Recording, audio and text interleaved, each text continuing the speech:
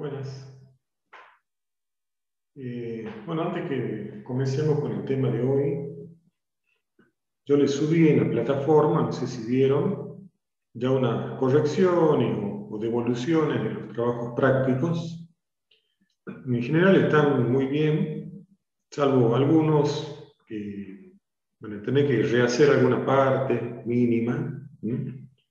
Así que después les voy a habilitar no sé, una semana más para que me los vuelvan a mandar, solamente los que le indique alguna cosa, ¿no? Ahí en las correcciones.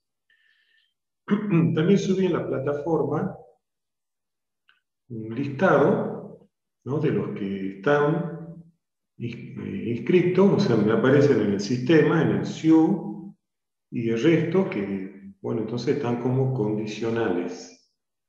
Si, bueno, algunos por ahí ve que no está, o de alguno de los condicionales le falta el número de libreta, ahí lo van a ver en la planillita, me mandan un mensaje por la plataforma preferentemente, o mail, mejor si me lo mandan por la plataforma. Repito, alguno que vea que no aparece en la lista, en ninguna parte, o si alguno tiene mal escrito el apellido o el nombre, y a los que ahí no figura el número de libreta, entonces después me lo pasa. ¿Está bien? Bueno, veamos. Vamos a empezar, ¿no? En materia, como yo les decía, lo que vimos hasta ahora, ¿no? Esto que hemos hecho práctico 1 y 2, es como lo fundamental, lo que probablemente o muy probablemente les toque en algún momento ver, ¿no? Porque, como yo siempre les digo, las plantas industriales no se hacen de entrada a una sola obra y después nunca más, sino que siempre hay cosas que surgen sobre la marcha, modificaciones, ampliaciones. Normalmente se piensa en un futuro crecimiento. Es raro inaugurar ya una planta pensando que no va a crecer nunca más. Así que todas estas cosas que vimos, esto del lenguaje, de la implantación, layout, elementos constructivos, necesidades de construcción, los croquis, todo esto es clave después para ustedes. Y la otra parte que capaz que ustedes ya saben, yo solía dar, capaz que este año lo volvamos a hacer de forma virtual, un cursito complementario sobre el tema costos. Que ustedes, digamos, más que realmente encargarse de la obra, van a tener que ver cómo analizar cuando pidan presupuestos, cuando tengan que armar un contrato para una obra. Entonces, la parte costos específica de la construcción, porque ustedes saben, o van a aprender de costos, obviamente, pero la construcción tiene sus particularidades, así que eso como en el plan de estudio, en este programa, al menos el programa actual, el plan de estudio actual, está como relegado, ¿no? Y es importante. Así que, como no hay tiempo para verlo acá, lo damos en un cursito complementario, ¿sí? Y bueno, y fuera de esto, lo que vamos a empezar a ver ahora es el tema de estructuras, ¿no? En general, después vamos a ver la parte de hormigón, acero y madera, que son, digamos, las estructuras usuales. También después algo de fundación, que es parte en realidad de la estructura. Y también al último un poquito de instalaciones. ¿Sí? ¿Y por qué vemos algo de estructura? Por supuesto no van a salir habilitados para calcular estructuras ni presentar planos. Pero es importante que conozcan un poco de lo que hacemos nosotros, que hacemos estructuras. Esta parte de estructura es la fundamental, la más importante de la ingeniería civil. Yo siempre les digo, la ingeniería civil es una carrera generalista porque abarca de todo, pero a su vez es especialista en estructuras. Entonces, la cantidad de materias que tenemos nosotros en estructura no se debe ser el 70% de la carrera, más o menos, 60, 70. Así que lo que podamos llegar a ver nosotros acá, por supuesto que es mínimo, mínimo, y más que nada, para que cuando tengan que dialogar con alguien con respecto a cómo puede ser una mejor opción o cómo puede ser una estructura, cuáles son los tipos de materiales que se usan, que es en eso el hormigón armado, el acero y la madera, y fundamentalmente cómo pedir ustedes, ¿no?, qué cargas tiene que soportar la estructura y qué cargas no hace falta que ustedes las pidan.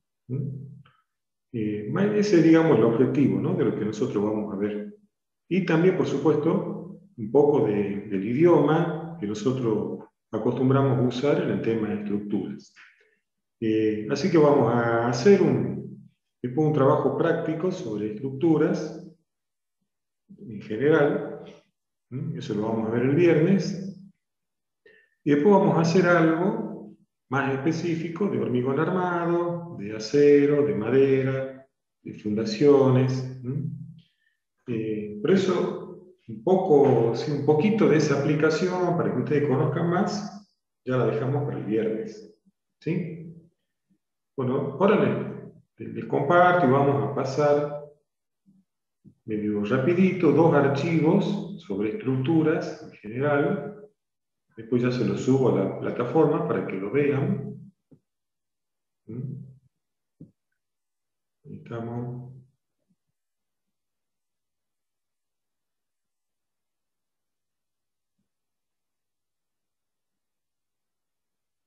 Bueno, entonces, ya habíamos dicho, ¿no?, que una construcción tiene elementos que son estructurales,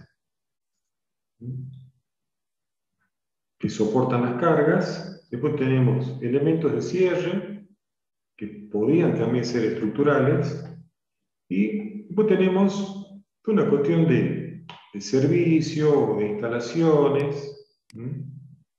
Son, digamos, nuestros 3 grandes grupos de cosas que componen finalmente una construcción. Bueno, acá tenemos algunas fotitos de estructuras haciéndose. Fíjese, normalmente nos aparecen estas cruces de rigidización. Los techos pueden tener entrada de luz o entrada de luz y aire. Pero bueno, definamos, un poco ya lo sabemos, pero bueno, nunca está de más volverlo a escribir o tenerlo por escrito. ¿Qué hace la estructura? En definitiva, va a soportar las cargas y va a transmitir al suelo. ¿Sí? Es decir, que el suelo, que es parte fundamental del diseño de la estructura, es lo que hay.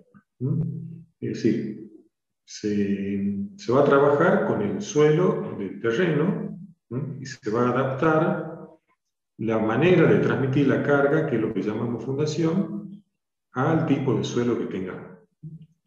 Es prácticamente imposible que cambiemos o descartemos el uso de un terreno porque el suelo tenga muy mala resistencia a las cargas o poca capacidad de carga, digamos.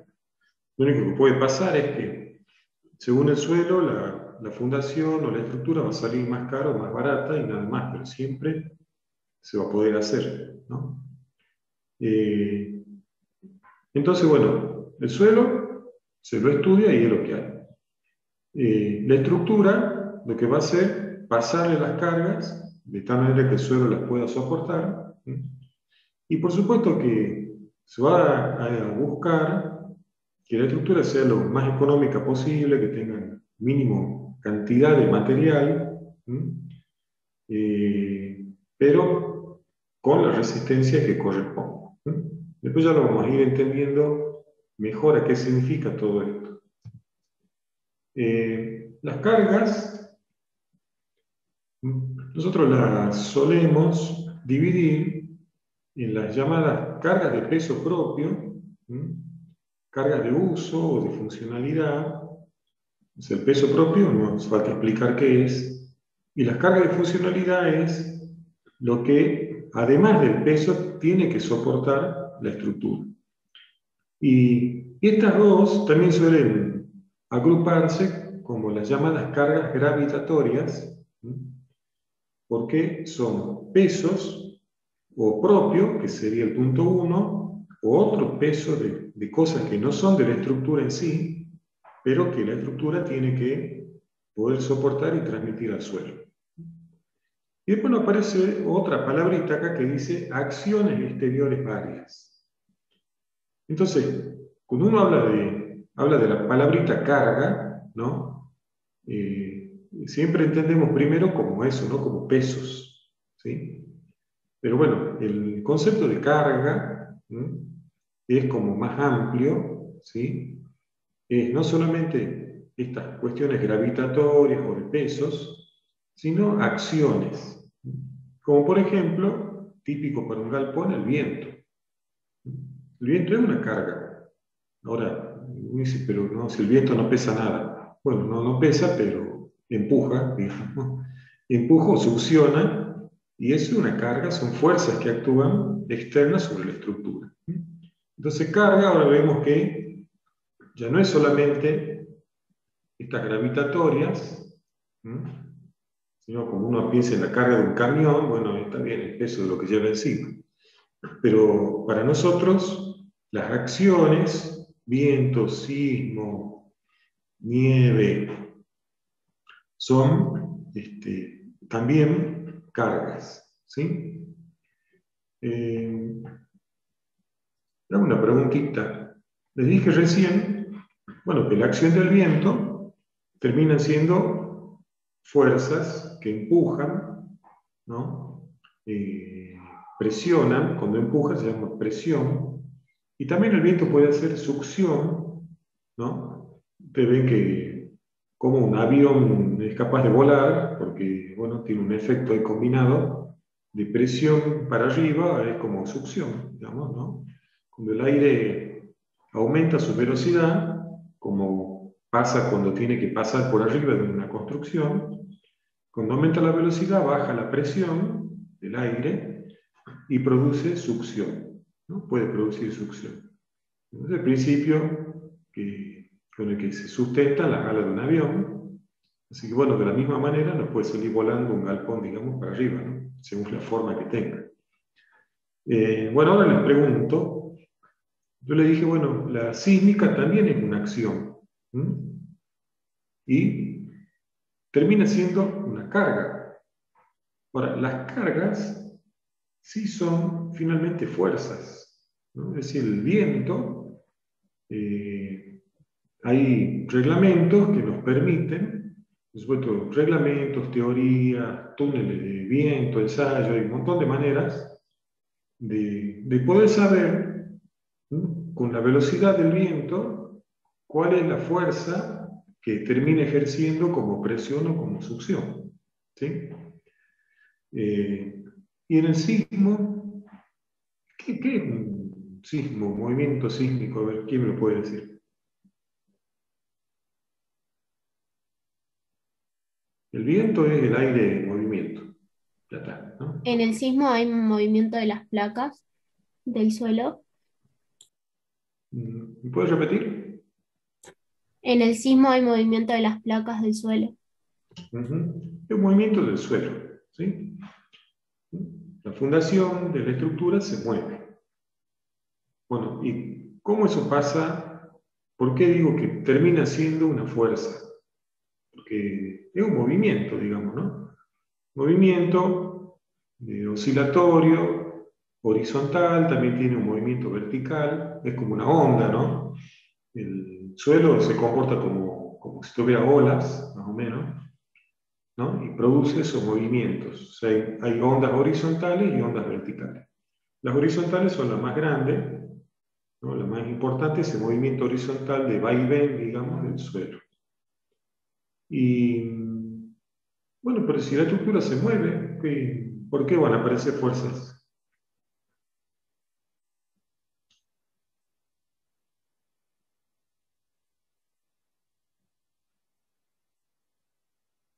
Se mueven y se mueven. Puede ser que tenga que ver con la frecuencia natural de oscilación de la estructura y que si oscila esa misma frecuencia de amplitud y que se nos va. Bueno, eso es resonancia, no es lo mismo que yo me voy a una hamaca, ¿no? Y bueno, si yo empujo en el momento justo, cada vez la hamaca se mueve más y yo no estoy aumentando la fuerza, sino que estoy igualando la frecuencia de la fuerza con la frecuencia natural de la hamaca, ¿no es cierto? Entonces yo con poquita fuerza repetida la puedo mandar a que dé una vuelta entera, si quiero. Es el fenómeno de resonancia, que es por supuesto importante. Pero yo le pregunto cuando una construcción se mueve, ¿por qué termina siendo una carga o no lo es? No sé. Puede ser porque genera tensiones en la estructura. Algo más simple que eso. Las tensiones, sí, por supuesto, pero yo digo que las cargas son fuerzas que actúan sobre la estructura. Peso propio, cargas de uso, el viento, que sabemos, van en auto, sacan la mano por la ventanilla y saben que el viento te hace fuerza, digamos, ¿no? Y se puede calcular qué valor tiene esa fuerza.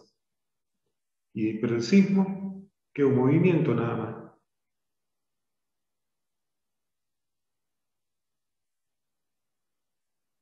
A ver, ¿qué tipo de movimiento es?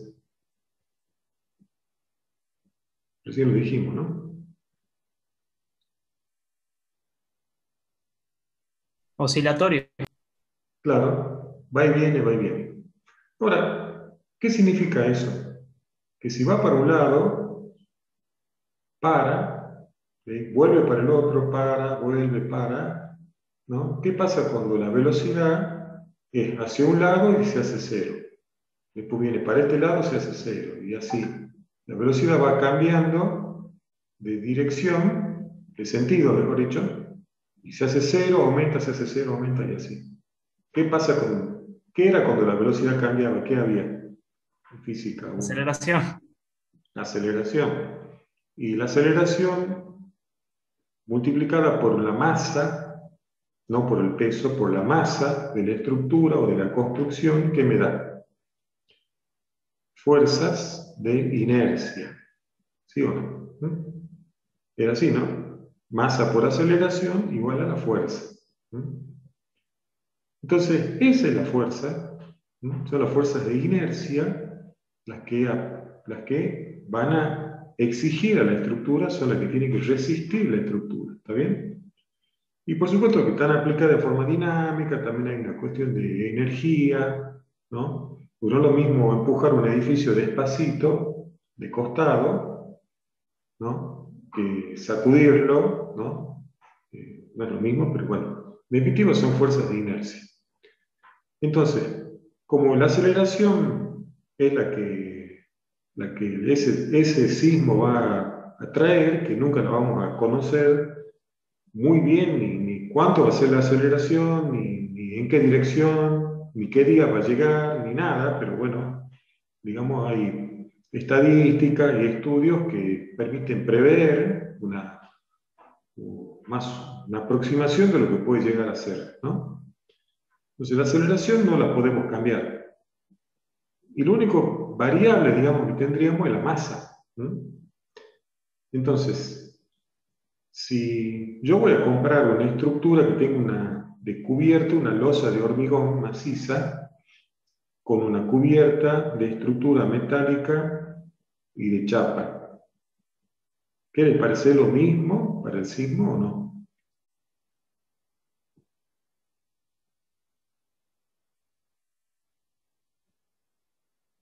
¿Cuál va a sufrir más, el mismo sismo o el mismo terremoto?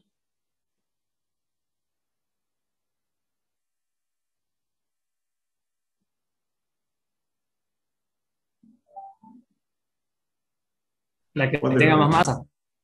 La que tenga más masa. Que a su vez va a ser la más pesada, ¿no? Porque, digamos, la masa también es directamente proporcional al peso. Entonces, las estructuras más pesadas, que son las de hormigón armado, su acción importante horizontal es el sismo. Y las estructuras livianas, hay incluso un reglamento propio para las estructuras livianas de acero, ¿no? Que tienen muy poca masa. Seguramente la acción del viento va a ser mucho más importante que la del sismo. El viento actúa también en el hormigón, pero comparado con el efecto del sismo por la masa importante que tiene el hormigón, normalmente en Salta se termina sabiendo que el hormigón, en su acción eventual más desfavorable, va a ser el sismo y la estructura liviana va a ser el viento. Tampoco es obligatorio suponer que justo el día de más viento de la historia, en el mismo minuto tengamos el terremoto más grande de la historia, ¿no? O sea, ya digamos, si pasa eso, bueno, ya es mucha mala suerte, pero las estructuras se calcula que o actúa el viento o actúa el sismo, no los dos juntos, porque ya es mucho, digamos, ¿no? No va a pasar. Y si pasa, bueno, muchas estructuras fallarán, pero no es culpa de nadie. Bueno, sigamos. Entonces,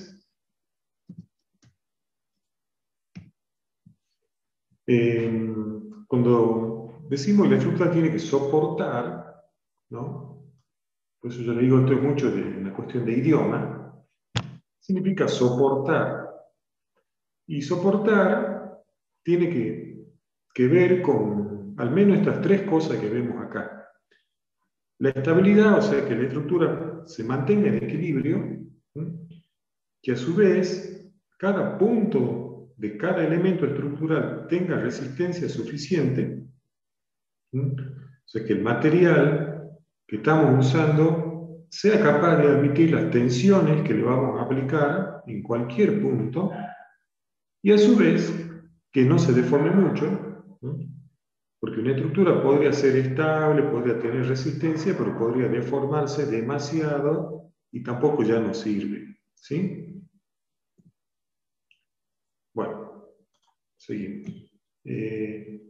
Bueno, acá tienen para que después lean más claro todo esto. En cuanto a la forma de la estructura puede ser planas, cuando la estructura misma y las cargas actúan en el mismo plano, caso típico de un pórtico, donde las columnas, vigas están en el mismo plano y las cargas están en el mismo plano. No actúan perpendicularmente al pórtico. Y las estructuras espaciales son las que ya, digamos, tienen componentes estructurales no en dos dimensiones, como un pórtico, sino en tres. Las cargas, por supuesto, siempre van a terminar actuando en las tres direcciones. El viento, como le decía recién, puede venir de cualquier lado, o hay que suponer que puede venir de cualquier lado. El sismo también. Entonces, que uno diga que va a trabajar con estructuras planas, en realidad va a tener estructuras planas en dos planos, cosa que termine comportándose resistente en las tres dimensiones. Entonces, una cosa es combinar dos planos resistentes y otra es armar una estructura resistente espacial. Bueno, para que nos vamos entendiendo también con el idioma, las vigas, para nosotros, ¿no? Que son barras, por esto lo llamamos de directriz recta, ¿sí? Son barras y que trabajan fundamentalmente a flexión. Las columnas, también se pueden llamar pilar, trabajan fundamentalmente a compresión.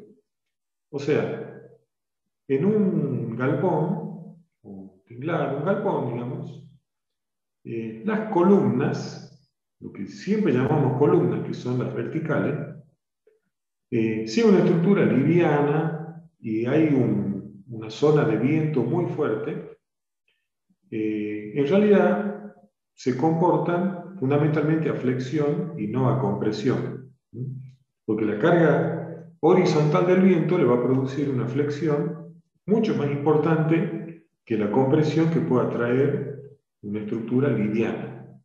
O sea que esto de viga y columna, nosotros acostumbramos a las barras horizontales llamarle viga, las verticales columnas, pero la definición viene por el tipo de carga, ¿no?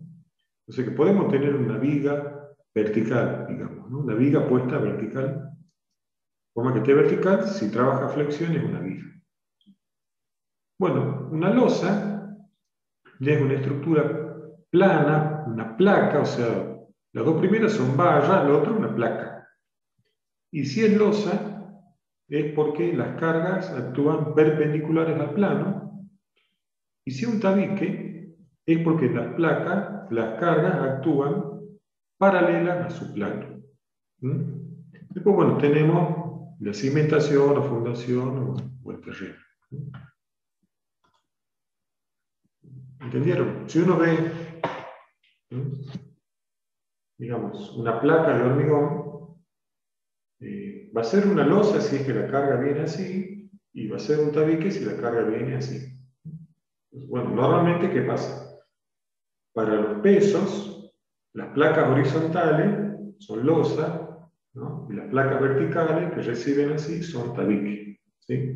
Así que bueno, acostumbran lo mismo que columnas y vigas, tabique y losa, son placas, bueno, por costumbre la vertical la llamamos tabique, la horizontal losa, pero depende cómo actúan las cargas, ¿sí?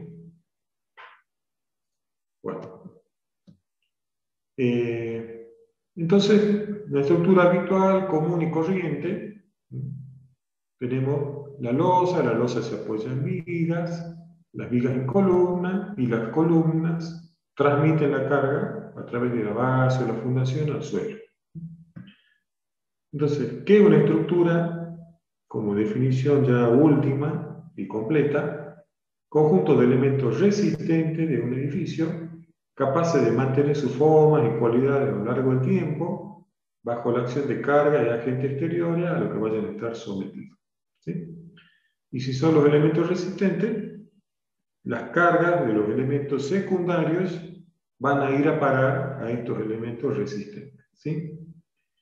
Este grafiquito dice, o quiere decir, que la estructura va a definir la cimentación, ¿sí? La cimentación va a transmitir al suelo, pero esto, digamos, cuando uno hace esto así, este recorrido, es probable, ¿no?, que este suelo, que es el que hay, repito, nos obligue a cambiar la cimentación y nos obligue a cambiar la estructura.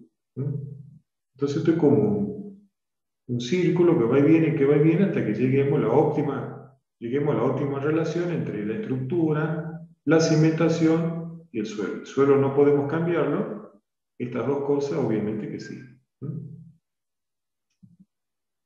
Bueno, finalidad de la estructura, bueno, ya lo dijimos. ¿Qué es lo que influye para diseñar una estructura? Bueno, por supuesto que el factor económico como número uno, el factor tiempo, ¿sí? A veces el factor tiempo puede hacer que dejemos de lado el factor económico, o sea, a veces necesitamos la estructura rápidamente y ahí ya no vamos a elegir la más barata, sino la más rápida, pero por supuesto termina siendo una cuestión económica, ¿no? Pues si uno dice, a ver, ¿cuánto más barata me sale una estructura? Pero demoro, no sé, 2 meses más en comenzar a producir la planta, estoy perdiendo más que lo que me estoy ahorrando en la estructura, ¿no es cierto? O sea que esto es toda la obra es parte de un análisis, por supuesto, global, ¿no? De una planta industrial. Así que bueno, el tiempo, hay distintos tipos de estructuras con distintos tipos de tiempo de ejecución. El estético también puede ser, ¿por qué no? Disponibilidad, ¿no? Uno cuando va a proyectar una estructura, o cuando va en todo caso ya a querer comenzar la obra, uno va a decir, bueno, yo tengo la estructura diseñada con tales materiales y hay que ver si hay esos materiales o no. Utilidad, bueno, compatibilidad con el resto de los cerramientos o de lo que fuera, ¿no? Bueno, esto lo dijimos, la estructura puede ser de mampostería, hormigón, metálica, mixta. Acá tenemos algunas fotitos. Estas son esas losas mixtas que se acuerdan que les decía. Que acá no, esto es muy bueno, es buenísimo esto, pero acá los costos no dan, digamos, esto es demasiado caro acá. Así que no es que no exista, pero no se usa por el factor económico. Bueno, ahí tienen fotos de distintos tipos de estructura. Esos son tabiques de hormigón. Las estructuras también de hormigón armado pueden hacerse con elementos prefabricados. Entonces esto me hace más rápido porque en la estructura normal hay que hacer las columnas, esperar que tengan un poco de la resistencia mínima, luego se hace la viga con la losa, luego se hace la columna que sigue, luego y así, ¿no? Y así se va subiendo, subiendo, subiendo.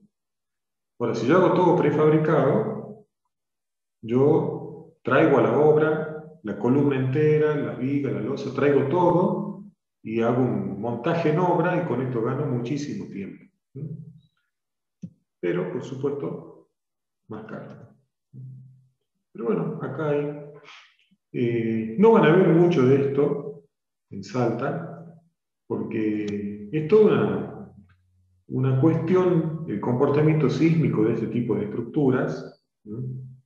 Digamos acá, fíjense, las losas están simplemente apoyadas en las vigas están apoyadas en estas salientes, en estas ménsulas que tienen las columnas, pero acá no hay rigidez, digamos, en el nudo, no hay disipación de energía, es decir, acá solo las columnas van a tener que resistir todas esas fuerzas de inercia del sismo, no van a tener un acompañamiento real, digamos, de las vigas.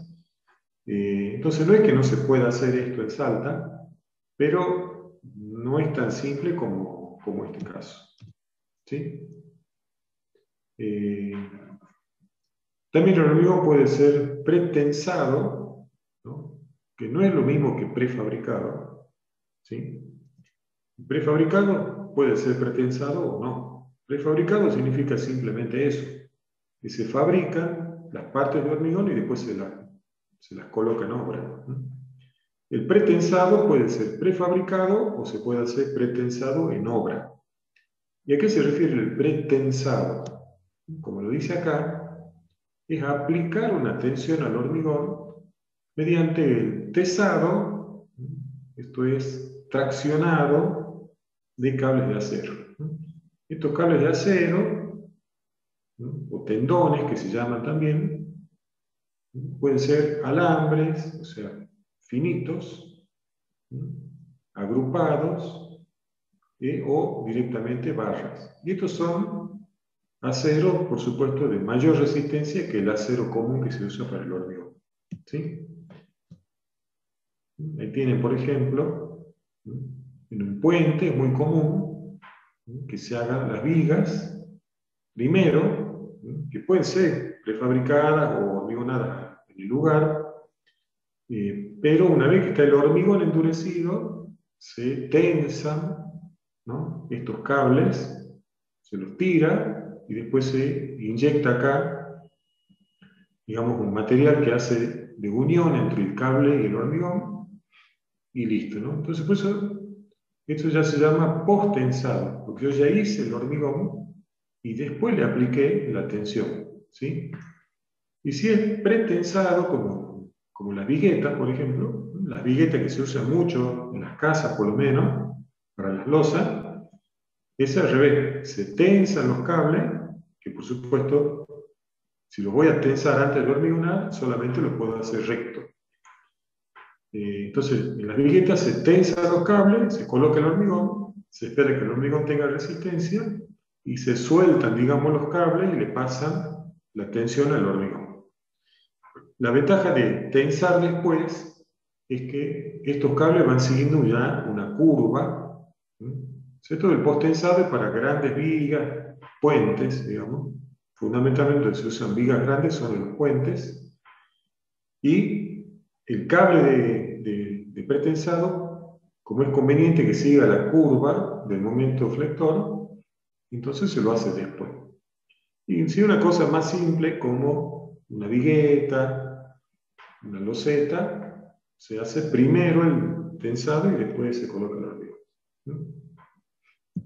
Tienen eso aclarado. Entonces, bueno, por una cuestión también económica, es raro ver, por ejemplo, un galpón con vigas de hormigón pretensado, pero fíjense, se podría, ¿no?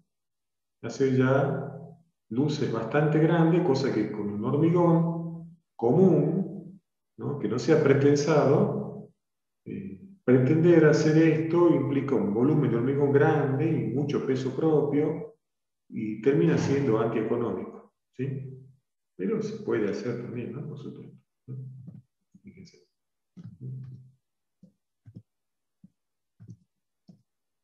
Bueno, esto para que después lo vean. Y ahora vamos a, enseguida, les voy a pasar el otro archivito, así también rápido, pero antes que eso, ¿alguna pregunta?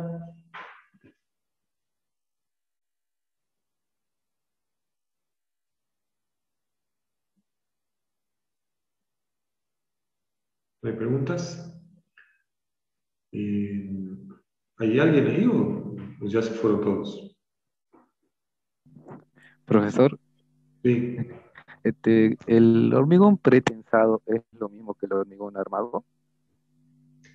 El hormigón armado, ya lo vamos a ver después. El hormigón es un material, digamos, relativamente económico, con muy buena resistencia a la compresión, buena en relación al precio que tiene, digamos, ¿no? Con la ventaja de que se le puede dar forma en obra, ¿no? En obra, hasta en la más simple casa o un edificio, la estructura va a tener las dimensiones y la forma que uno quiera porque se moldea, ¿no? Directamente en la obra, o aunque fuera prefabricado, pero digamos el hormigón es fácil de moldear. El acero, no, digamos, en las grandes fábricas de acero nos dan perfiles, chapa, todo lo que fuera, pero con eso nosotros armamos cosas, pero nadie va a poner una fundición para obtener el perfil del tamaño que uno quiera, ¿no? Con el hormigón, todo el mundo, en cualquier obra, hacemos las columnas, las vigas, losa, escalera, de la forma que se nos ocurra muy fácilmente. Pues el hormigón tiene eso, pero como es un material frágil, es una piedra, la resistencia a la tracción es baja, nula prácticamente.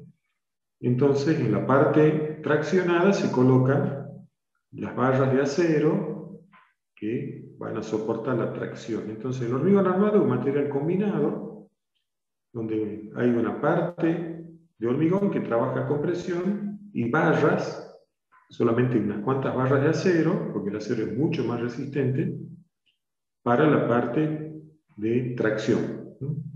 Entonces eso es lo que se llama hormigón armado, ¿sí? El acero entonces le da resistencia a la tracción, le da ductilidad, le da un montón de cosas, ¿sí? Que el hormigón por sí mismo no tiene. Ahora, el pretensado significa que las barras esas de acero ¿no? Que para esto, bueno, se usan de un acero más resistente, pero siguen siendo barras de acero.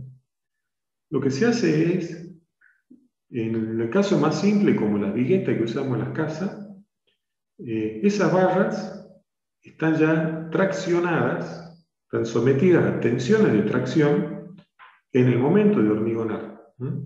De fabricar la vigueta, digamos, ¿sí? ¿Y eso qué hace? ¿No? Si yo tiro las barras, coloco el hormigón, cuando el hormigón tiene resistencia, suelto, entonces, ¿qué hacen las barras? Lo comprimen al hormigón, ¿sí? Entonces la vigueta viene comprimida. O sea, uno la ve así nomás, pero está comprimida, ¿está bien? Con la barra que tiene adentro. Entonces, cuando yo la vigueta la coloco en la parte traccionada de la losa, que es la parte de abajo, ¿no? Estoy poniendo un elemento que ya viene comprimido y le compenso, digamos, la tracción. Por eso se llama pretensado, es que la vigueta, por ejemplo, cuando la subo a la losa, ya está comprimida. Por eso está pretensada, ¿no? Tiene aplicada una tensión de compresión antes de ser parte de la losa, ¿sí? Lo mismo una viga de un puente, ¿sí? Para economizar, porque bueno, que nos adelantemos, digamos que imagínense una viga común y corriente de hormigón armado, ¿no?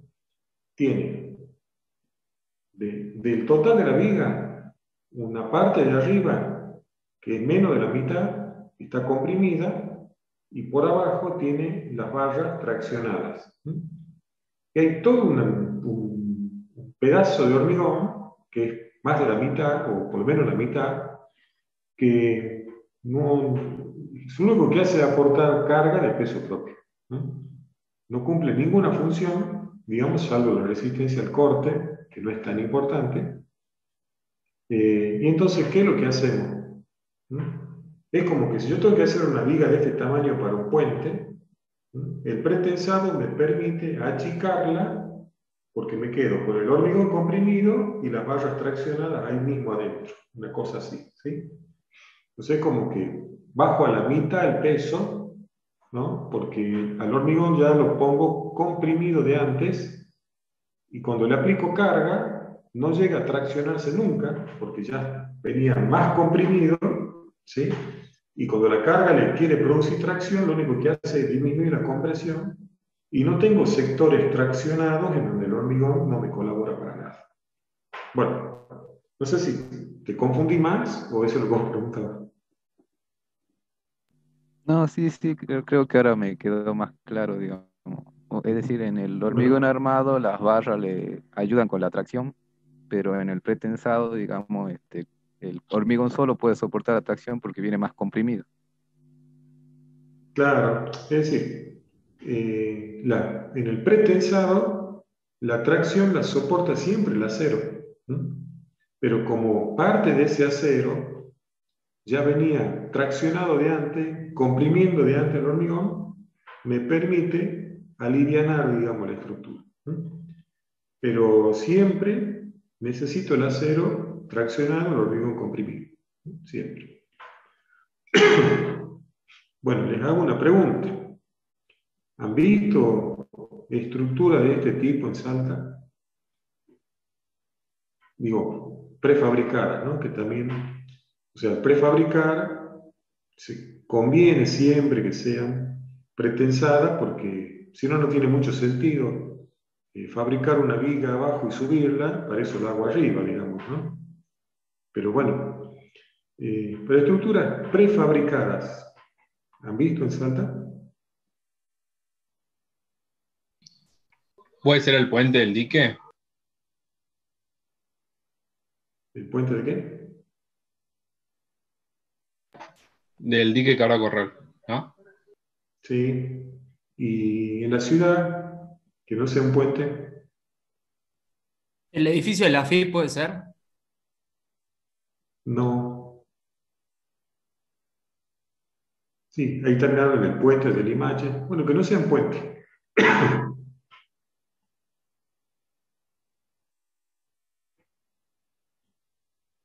El estadio Martiarena, ¿Nunca lo han visto? Las tribunas son prefabricadas, el Delmi, prefabricado, la tribuna de Gimnasia y Tiro que está sobre la calle Leguizamón, prefabricada. Entonces, se aplican soluciones. Si ustedes ven, por ejemplo, el hipermercado Libertad, por ejemplo, si ven la tribuna de Gimnasia y Tiro sobre calle Leguizamón, van a ver que tiene unas barras también de hormigón, pero que están inclinadas. Entonces, si la estructura que está formada por columnas y vigas, donde la unión, repito, es simple, cuando venga un sismo, entonces yo o rigidizo la unión, o hago una viga in situ, como se ha hecho en el Marti Arena, donde uno puede hacer todo prefabricado, salvo una viga, que es la que le va a dar ya esa al agua en el lugar. Entonces ya sí hago que sea todo monolítico.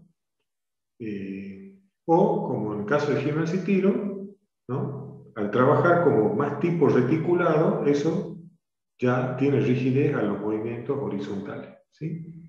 O sea, se puede hacer, por supuesto, estructuras prefabricadas en zona sísmica, pero hay que tener en cuenta cómo se va a solucionar este movimiento y cómo se va a hacer con las uniones, digamos, que es donde va a sufrir la estructura. Bueno, veamos el otro apuntecito, así medio rápido. Después ustedes lo leen. Bueno, y en este vamos a hablar un poquito más de las cargas. ¿Se acuerdan que yo les decía cargas y sobrecargas, de uso, de cargas de viento, carga sísmica, carga de nieve? Fíjense entonces, lo que es cargas ya no es solamente pesos, sino que todo tipo de fuerza que pueden venir por viento, por movimiento sísmico, lo que fuera. Y para eso, nosotros tenemos reglamentos que los emite, los elabora CIRSO, que esto es una sigla, esto es el Centro de Investigación para los Reglamentos de Seguridad de las Obras Civiles. Este centro de investigación pertenece al INTI y trabaja en conjunto con el INPRES, que es el Instituto Nacional de Prevención Sísmica, ¿sí? Que es el que elabora, ¿no? Digamos, el CIRSO 103, está hecho en colaboración o fundamentalmente por el INPRES, ¿sí? Entonces, ¿qué significa esto? Significa que las cargas de uso, las cargas, incluso las de peso propio, todo tipo de cargas que tenemos que tener en cuenta nosotros en la estructura, están dadas por reglamentos, y los reglamentos en Salta y en general en todo el país, creo, se aplican por obligación, por ley, ¿no? Porque, digamos, esto es un centro de investigación y emite un reglamento. Pero bueno, si no hay una ley que diga que hay que cumplir con este reglamento, bueno, podría no aplicarse, ¿sí? Pero esto se aplica por ley. Y si no es por ley, la municipalidad lo exige. Si uno hace un contrato de una obra, uno puede lo mismo pedir que se cumpla con este reglamento, ¿no? Porque si no, ¿qué pasaría? Y bueno, que cada calculista o cada proyectista de estructura podría poner a su propio criterio qué carga produce el viento o qué carga puede producir el sismo. Digamos, podría quedar a criterio de cada uno, pero bueno, todo el mundo, para evitar esas cuestiones, existen los reglamentos como para decir no, al menos hay que cumplir con estos reglamentos. Si alguien toma una carga mayor, bueno, digamos, está en su derecho, aumentará la seguridad, seguramente aumentará el costo, pero nadie puede utilizar cargas menores a estas. ¿Sí?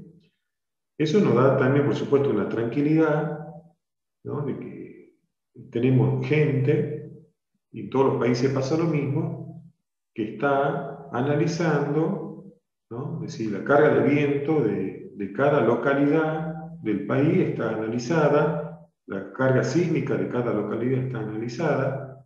No sé, si yo voy a calcular para la ciudad de Salta, esto me dice qué carga de viento tengo, qué carga sísmica tengo, o de nieve, si es que tuviera, y si es para Güemes es otra, si es para Tartagal es otra, y si es para Córdoba es otra, y así. ¿Está bien? Así que con esto es para que ustedes sepan que no hace falta que ustedes pidan que su galpón tiene que ser resistente al viento, digamos. ¿Está bien? No hace falta, tiene que serlo. Ustedes no serían responsables de un problema estructural por el viento porque ustedes no lo hayan puesto en el contrato, digamos. ¿Está claro? Esto es lo que queremos que ustedes conozcan, que existen estas cosas. Entonces ustedes dicen, bueno, si quieren un galpón, quien se lo haga tiene que cumplir con esto por ley. Tampoco puede uno hacerse distraído, decir, yo no sabía que acá corría viento. No, no se puede. Bueno, esto ya lo hablamos, ¿no? De lo que hacen ustedes, después viene el anteproyecto predimensionado, bueno, todo este camino hasta la ejecución de la obra. ¿Qué significa diseñar una estructura? Para nosotros, el cálculo es en realidad una verificación de un diseño previo. O sea, una estructura se puede calcular si está previamente supuesta en sus dimensiones y se verifica. Si no verifica, se rediseña, se vuelve a verificar, se rediseña, se vuelve a verificar las veces que haga falta. ¿Sí? Bueno, carga es lo que estuvimos diciendo, que son todo tipo de fuerzas. Bueno, este principio de acción y reacción ya lo conocen. O sea, las acciones son gravitatorias, viento, etc. ¿Y quién reacciona finalmente frente a todo esto? El terreno. Acá tienen un ejemplito. Bueno, las cargas también, nosotros las calificamos en eventuales o permanentes según la duración. Obviamente el peso propio es permanente. Las cargas de uso son eventuales porque puede ser que actúen o no, ¿sí? Las cargas de viento, de sismo también, puede ser que actúen, puede ser que no. Entonces esa es la diferencia entre una eventual, que puede aparecer o no, o nunca, pero bueno, la estructura tiene que estar prevista por si finalmente aparece la carga, ¿no? Y después, bueno, están, por supuesto, las cargas permanentes que no cambian durante el tiempo. Bueno, ustedes saben que las cargas pueden ser concentradas, lineales, superficiales. A su vez yo le dije algo, ¿no? de que no es lo mismo una carga dinámica que una carga estática. Es decir, el peso propio se va aplicando a medida que se construye, ¿sí? Entonces se considera una carga estática. Se va aplicando de a poco y después queda fija. Una carga dinámica, el sismo, el viento, el choque de algo, etc. Bueno, acá está lo que son las eventuales, impacto, viento, sísmica, durante la construcción, cargas por movimiento del suelo, cambio de temperatura, contracción de fragua, hay infinidad, ¿no? Veníamos hablando de viento y sismo, pero bueno, hay muchas. Cargas de impacto, el viento, ¿se acuerdan que yo les decía? El viento, bueno, es horizontal, pero en un techo inclinado me puede producir presión de un lado y succión del otro. Y bueno, los elementos verticales, por supuesto que produce fuerzas horizontales, pero fíjense que donde actúa el viento, por supuesto que hace presión, y en la cara de atrás del edificio hay succión del viento. Todo eso está en un reglamento. Cambio por carga por cambio de temperatura, cargas de agua. Durante la construcción, en el montaje, pueden aparecer cargas que después van a desaparecer. Instalamiento. Cargas por movimiento de suelo. Fíjense cómo hay arcillas que se expanden, se levantan, ¿no? Cuando reciben agua, o sea, comienza a aumentar el contenido de humedad y arcillas que son expansivas, ¿no? Y ejercen presión bastante grande. O cuando hay un problema, digamos, esto sería lo que llamamos un asentamiento diferencial, ¿no? Porque esta torre no sería tan famosa si se hubiera asentado derechita, ¿no?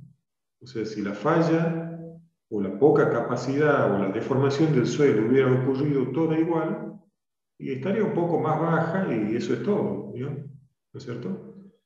Pero como acá el suelo, por algún motivo, se deformó más de este lado que de este otro, bueno, la torre se inclinó y se ha hecho así, tan famosa por eso. Yo traté de enderezarlo un poquito ahí, pero no pude, ¿no? Pero bueno, hicimos el intento, digamos. Bueno, pero fíjense, ¿no? Que bien inclinada está. Por supuesto que hoy en día la dejaron como atractivo turístico, seguros de que no se continúa inclinando, pero no se van a preocupar en enderezarla porque pierde el atractivo turístico, ¿no? Bueno, este es un ejemplo de cómo el reglamento nos da, ¿no?, las sobrecargas mínimas, es decir, por ejemplo, para una azotea, ¿cuánto es la carga uniforme mínima que hay que suponer? Pues se dice sobrecarga mínima. Después, si yo quiero poner más, pongo más.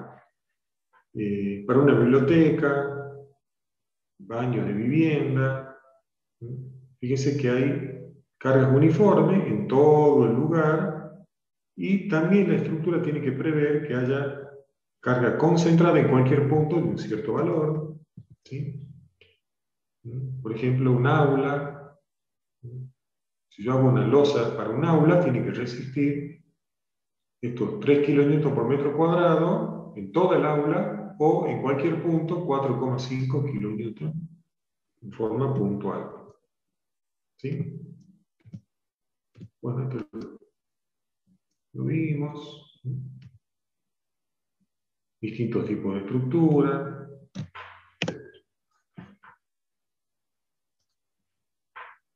Bueno, ¿alguna pregunta?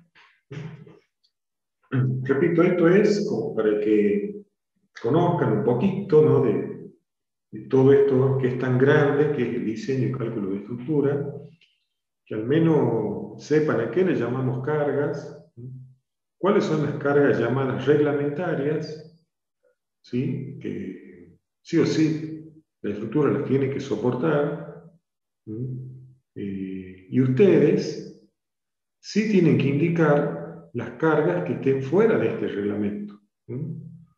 Es decir, repito, un galpón al viento tiene que ser resistente, al sismo, si llega a ser importante, también.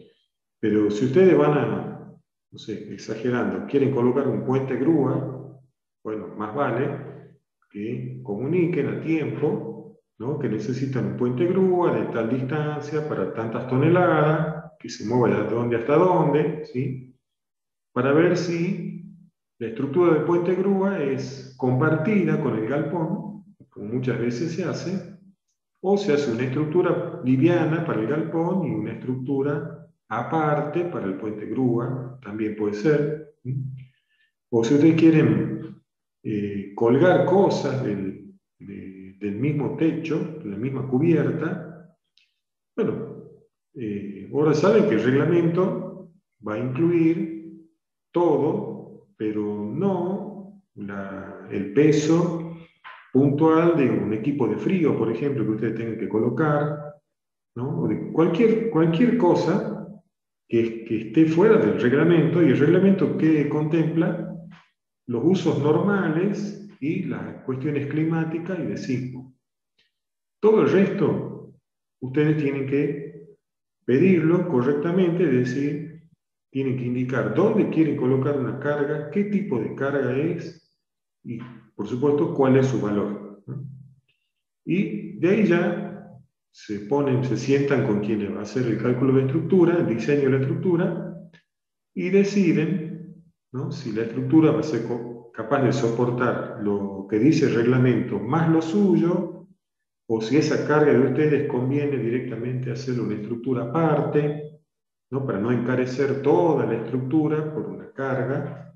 A lo mejor conviene darle otro tipo de solución. Bueno, pero lo que les tiene que quedar como mínimo es que hay cargas reglamentarias, ustedes se olvidan de eso, se despreocupan, y las que están por encima o aparte de ese reglamento, las tienen que indicar bien indicadas con todos los datos. Si es estática, si es dinámica, si hay vibración. ¿Qué quiere decir dinámica?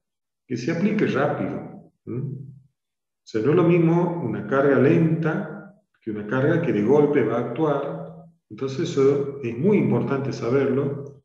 O si la carga va a ser variable, o una vez que está aplicada ya se queda quieta, ¿sí? Si hay vibraciones, cómo concretamente se va a aplicar la carga, si es puntual, si está distribuida en una superficie o en una longitud.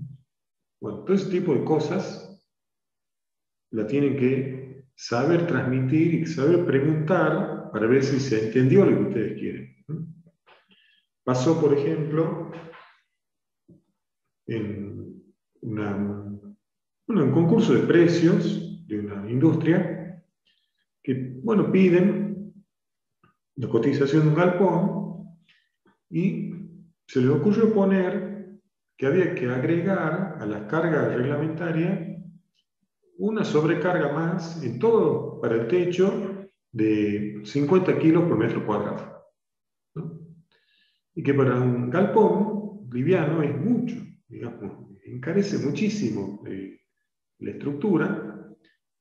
¿Y por qué? Y preguntamos por qué, qué pasa, y dice, no, es que como no tenemos definido el layout, dice, nosotros queremos que todo el galpón pueda soportar más carga y después vemos dónde vamos a colgar ciertas cosas. ¿Se dan cuenta? Y es un error, porque primero hay que definir, más que nada, si para poner cargas colgadas de la cubierta o de la estructura de la cubierta del galpón, hay que primero definir dónde van a ir las cargas antes de pedir presupuesto del galpón. Pero no tiene sentido encarecer tanto en la estructura para que uno pueda colocar la carga donde uno quiera, ¿no? Eso es muy antieconómico. Por supuesto que se puede hacer, ¿no? Pero a eso es lo que tratamos que ustedes no cometan esos errores, ¿no? Sepan que si van a colocar 1, 2, 25, 800 cargas más, no importa. Primero definan dónde, a qué altura, a qué tipo de carga, y recién salgan a pedir precios de un galpón. Bueno, ¿alguien tiene alguna pregunta? ¿Comentario? ¿Nadie?